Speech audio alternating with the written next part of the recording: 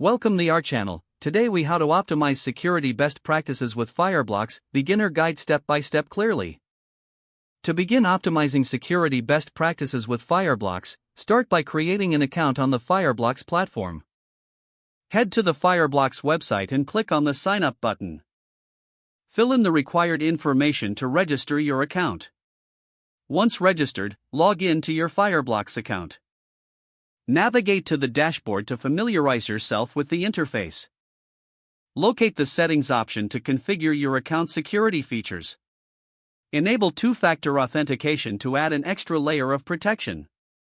Choose a preferred method for two-factor authentication, such as an app or SMS. Next, set up your wallet structure within Fireblocks.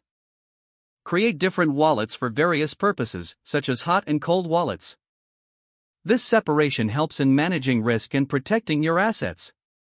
Add wallet addresses for assets you will be handling. Once your wallets are set up, review the governance settings.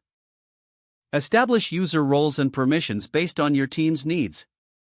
Assign appropriate permissions for managing funds and accessing sensitive information.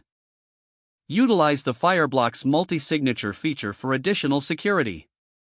This requires multiple signatures to authorize transactions, reducing the risk of fraud. Integrate with your preferred exchanges to streamline your operations. Ensure that each integration is secure and follows best practices for API key management. Regularly monitor your transaction history for any unusual activity. Set up alerts for large transactions or changes to wallet balances. Implement regular security training for your team on best practices. Ensure everyone understands the importance of maintaining strong passwords. Schedule periodic reviews of your security settings and wallet configurations.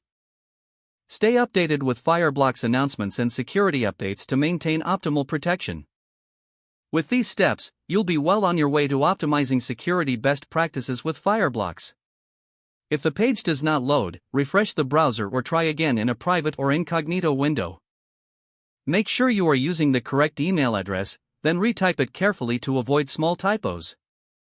Don't forget to like this video and subscribe to our channel for more step-by-step tech guides.